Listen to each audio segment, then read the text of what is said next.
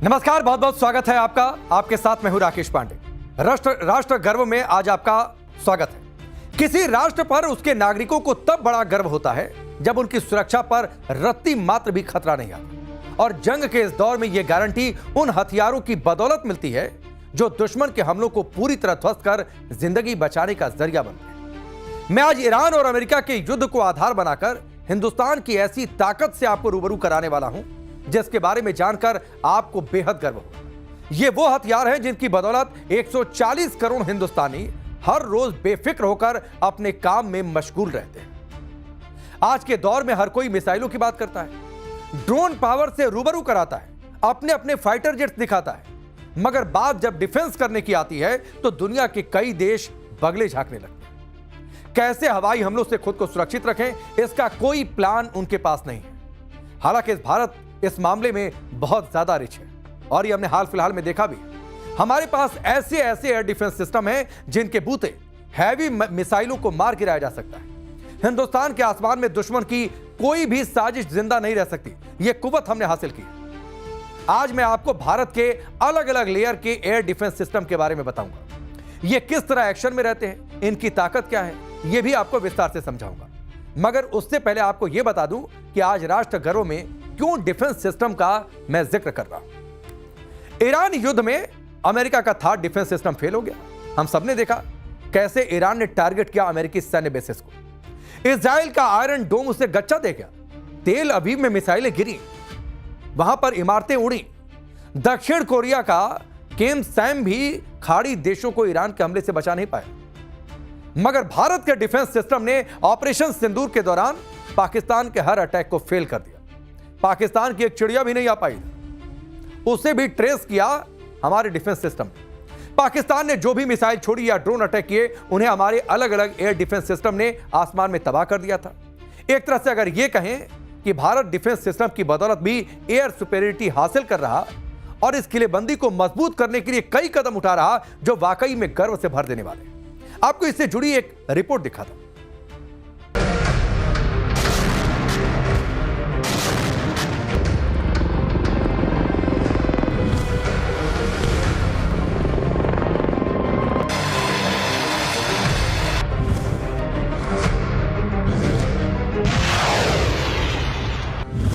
Technology हावी हो रही है, तब राष्ट्र की रक्षा के लिए, देश के नागरिकों की सुरक्षा के लिए हमने जो आज महारत पाई है वो महारत का और विस्तार करने की जरूरत है।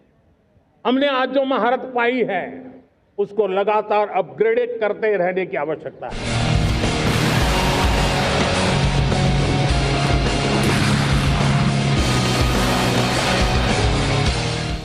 हिंदुस्तान के पास ऐसे एयर डिफेंस सिस्टम हैं जिनकी बदौलत फाइटर जेट हो, मिसाइल्स हो, ड्रोन हो या रॉकेट, सबको धुआं धुआं किया जा सकता है और ये करके भी दिखाया है।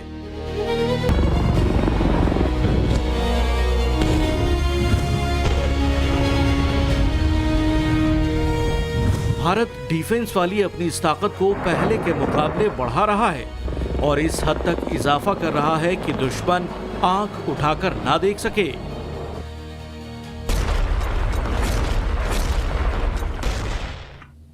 जैसे अस्पताल हो,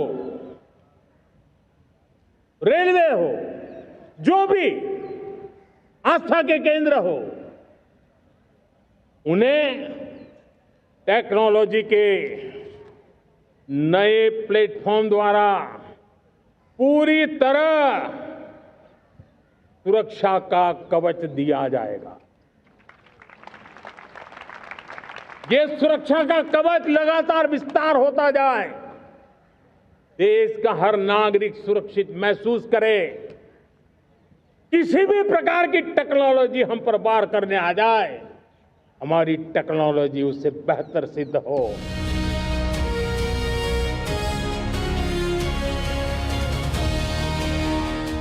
यूं तो हिंदुस्तान पर दुश्मन का कोई भी हथियार या वार असर नहीं करने वाला, मगर फिर भी मुल्क की हिफाजत के लिए कई देसी और विदेशी एयर डिफेंस सिस्टम की लाइन लगा दी गई है।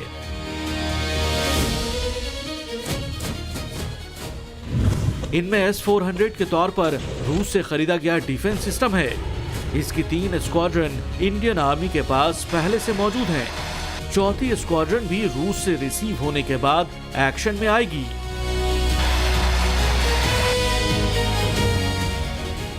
इसके अलावा प्रोजेक्ट कुशा पर तेजी से काम चल रहा है। इसे DRDO के जरिए मेक इन इंडिया के तहत बनाया जा रहा है। कुशा में 3 अलग अलग रेंज की मिसाइलें फिट की जा सकेंगी, जिनके जरिए 400 किलोमीटर तक टारगेट को ध्वस्त किया जा सकेगा। अभी हमारा स्टेटस है जल्दी से जल्दी इसका डेवलपमेंटल ट्रायल्स करना है। हमारे पास कुशा प्रोग्राम में 3 वेरिएंट है, मार्क 1, मार्क 2, मार्क 3 है। और ये total system can cover from 60 kilometres to 350 kilometres to hit the targets, aerial targets. So अभी हम लोग जल्दी से जल्दी उसका डेवलपमेंटल ट्रायल्स करके then we will be going for the user trials to demonstrate the performance of the Kusha system.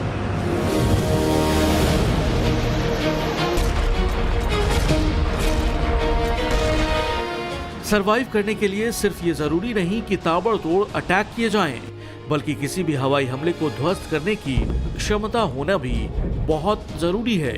Bharat इस लिहाज से बहुत समृद्ध हो रहा है।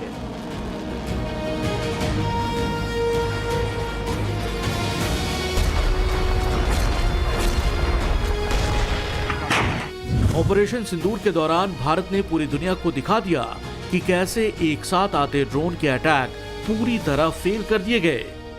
यहां तक कि कई मिसाइलों को कबाड़ बना दिया गया। गौर करने वाली बात यह है कि हाल फिलहाल में जितने भी युद्ध हुए, उनमें से हिंदुस्तान एकमात्र ऐसा मुल्क रहा जिसने सारे हवाई हमलों को नाकाम किया।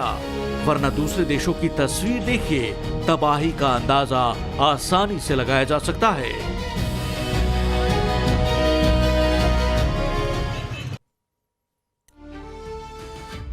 आपने S-400 का नाम तो सुन लिया, इसकी खासियत भी बहुतों को मालूम है, मगर क्या आप जानते हैं कि ऐसे कई और डिफेंस सिस्टम पाइपलाइन में हैं जो आने वाले टाइम में ज्यादातर मेक इन इंडिया अभियान के तहत बनाए जाएंगे और देश के आसमान की अचूक पहरेदारी करेंगे। ये पहरेदारी कैसे होती है, इसे मैं अलग अलग लेयर के जरिए आपको समझाता हूं, जिससे आपको आसानी होगी और इसे आप बेहतर तरीके से समझ पाएंगे। हमारे पास 4 लेयर के एयर डिफेंस सिस्टम है। इन सबकी रेंज अलग अलग है, ऑपरेट करने का तरीका भी अलग अलग है, मगर मकसद एक है और वो है दुश्मन के हर प्रयास को नाकाम कर देना, उसकी हर चाल को नाकाम कर देना। ऐसे समझ लीजिए कि हमारे एयर डिफेंस सिस्टम एक्टिव है तो 4 किलोमीटर की दूरी से लेकर 400 किलोमीटर की दूरी तक सब कुछ खाक किया जा सकता है और दुश्मन की किसी भी मिसाइल को हवा में ही धुआं किया जा सकता है। पहली लेयर की बात सबसे पहली लेयर में हमारे पास मैन पोर्टेबल मिसाइल और एंटी एयरक्राफ्ट गन है। शेल का सिस्टम और 20 शोराट्स जैसे हथियार भी इसी लेयर में आते हैं। इनके जरिए कम ऊंचाई पर उड़ने वाले खतरे और ड्रोन को ध्वस्त किया जाता है।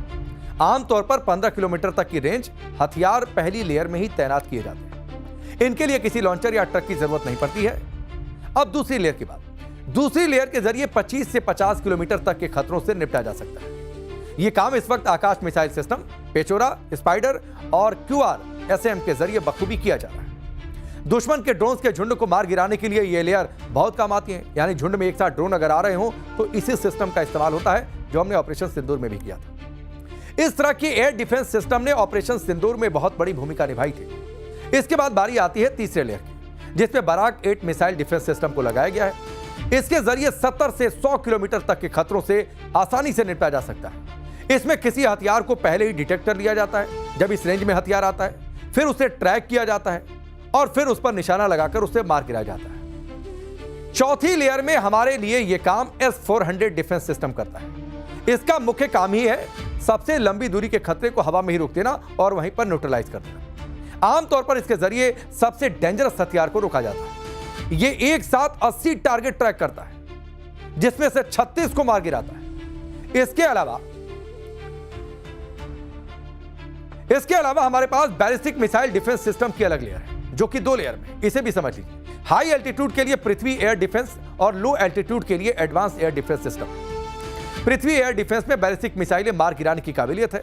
अगर 300 किलोमीटर से 2000 किलोमीटर की रेंज वाली बैलिस्टिक मिसाइल आती है दुश्मन के इलाके से, हमें टारगेट करके, तो यह डिफेंस सिस्टम वायुमंडल के बाहर ही खतरे को खत्म कर देता है, यानी ऊपर ही ऊपर। मोदी सरकार इस तरह के एयर डिफेंस सिस्टम को लेकर बहुत सीरियस है। वजह बिल्कुल साफ है, मौजूदा दौर में बैलिस्टिक मिसाइलों को लेकर दुनिया भर में होड़ मची है। जिसे देखो वही बैलिस्टिक मिसाइल बना रहा, इसीलिए यह डिफेंस सिस्टम हमारा मजबूत होना चाहिए और भारत उसके लिए सतर्क है। भारत के लिए खतरा इसलिए भी बैलिस्टिक मिसाइल को लेकर ज्यादा है क्योंकि चीन और पाकिस्तान ने इसमें तेजी ला रखी है। इन्हीं को रोकने के लिए पृथ्वी डिफेंस सिस्टम पर काम किया जा रहा है। इस तरह के डिफेंस सिस्टम की जरूरत 1999 के करगिल युद्ध के दौरान महसूस हो गई थी। हालांकि बाद में अटल बिहारी वाजपेयी की सरकार ने इंडियन बैलिस्टिक डिफेंस प्रोग्राम शुरू किया और अगस्त 2012 में पृथ्वी 2 के जरिए एक नया मुकाम भी हासिल किया। इसे प्रद्युमन बैलिस्टिक मिसाइल इंटरसेप्टर का नाम भी दिया गया। आपको बताते हैं कि make in India defence system का जलवा दुनिया में किस तरह बढ़ता जा रहा है।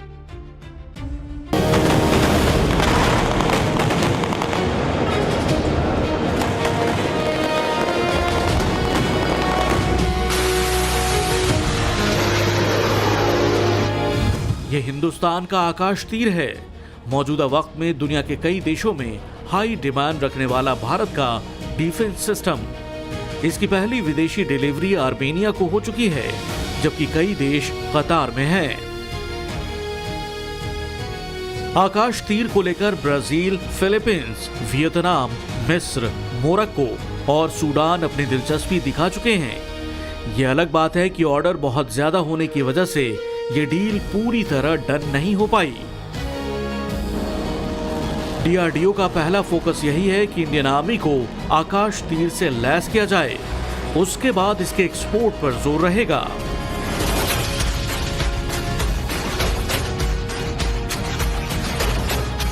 को बता दें, अगर आकाश तीर भारत के एक आधुनिक और स्वदेशी एयर डिफेंस कमांड और कंट्रोल सिस्टम है। इसे भारतीय सेना के वायु रक्षा दल के लिए यानी कि एयर डिफेंस सिस्टम के लिए विकसित किया गया है। आपको बता दें कि एयर डिफेंस सिस्टम से ये कनेक्ट रहता है और साफ तौर पर इसकी रडार की या इसकी और ज्यादा टेक्निकल जानकारी हम सुरक्षा कारणों से नहीं बता सकते, पर इतना जरूर बता सकते हैं कि हवा की रेंज में जितने भी ड्रोन्स आते हैं या फिर अनमैन्ड ड्रोन्स पहुंचते हैं, यूएवी पहुंचते हैं, मिसाइल्स पहुंचती हैं, ये उन सभी को पूरे के पूरे एरियाज में ट्रैक करता है। और ना सिर्फ ट्रैक करने के अलावा ये एयर डिफेंस सिस्टम जो अन्य जगहों पर मौजूद हैं उन्हें भी उसकी इंफॉर्मेशन रियल टाइम में दे सकता है। यानी कि जैसे ही आप टीवी पर लाइव न्यूज कवरेज देखते हैं और उसी तरीके से ये लाइव रियल टाइम में सारी इंफॉर्मेशन को, सारे डेटाबेस को कलेक्ट करता है, जिससे कि इसकी मारक क्षमता जो है वो रियल टाइम में पता लगाई जा सकती है। आकाश तीर सिस्टम एक automatic command and control system है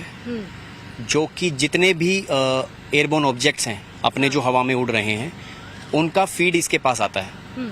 तो फिर जो यहाँ पे ऑफिसर होता है वो बैठता है, वो ये देखता है कि होस्टाइल कितने हैं, उसमें से जो भी होस्टाइल होगा और जिस एरिया में होगा वहाँ पे हम मैसेज पहुँचाएंगे कि आपकी तरफ ये होस्टाइल टारगेट आ रहा है। तो जो भी वेपन एंड वहाँ पे होगा, चाहे वो गन सिस्टम हो या फिर मिसाइल सिस्टम हो, वो उस वेपन को इंगेज इफेक्टिवली करेगा। ये पेचोरा मिसाइल सिस्टम है। इसके जितने वेरिएंट्स हैं उससे ज्यादा इसे दुनिया में इस्तेमाल किया जा रहा है। एक अनुमान के मुताबिक दुनिया के करीब 30 देशों में इसके 12 वर्जन मौजूद हैं। भारत के पास सोवियत संघ से खरीदा गया पेचोरा है, लेकिन कई सुधारों के बाद इसमें स्वदेशी तकनीक का इस्तेमाल किया गया।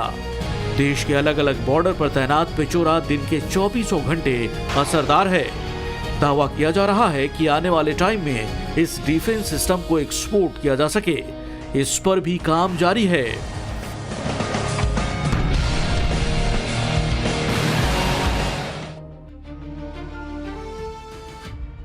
जंग के इस दौर में हर देश चाहता है कि उसके पास अपना एयर डिफेंस सिस्टम और इसकी बदौलत दुश्मन को रोका जा सके। इस पर क्यों जोर दिया जा रहा है, उसकी वजह भी अब आप समझ लीजिए। अगर ईरान के पास लंबी दूरी के अटैक रोकने के लिए एयर डिफेंस सिस्टम होता तो उसका यह हश्र नहीं होता, हर तरफ बर्बादी की ऐसी तस्वीर नहीं होती जो अभी नजर आ रही है। यानी इतने बड़े पैमाने पर नुकसान नहीं हुआ होता ईरान में। हालांकि ईरान का दावा है कि उसने कुछ डिफेंस सिस्टम डेवलप किए हैं, मगर वो इस हद तक प्रभावी नहीं है कि आमने सामने की लड़ाई में पूरी तरह से अटैक को रोक सके। इसी तरह की समस्या से पाकिस्तान भी जूझ रहा है। पाकिस्तान के पास मध्यम और लंबी दूरी वाले एयर डिफेंस सिस्टम खुद के नहीं, जो हैं वो पूरी तरह से भरोसेमंद नहीं है। पाकिस्तान ने चीन से HQ-9 और LY-80 जैसे डिफेंस सिस्टम खरीदे, लेकिन हिंदुस्तान ने इनका ऐसा हाल किया था जिसके बारे में सोचकर पाकिस्तान आज भी पछता रहा है कि चीन से ये क्यों ले लिया।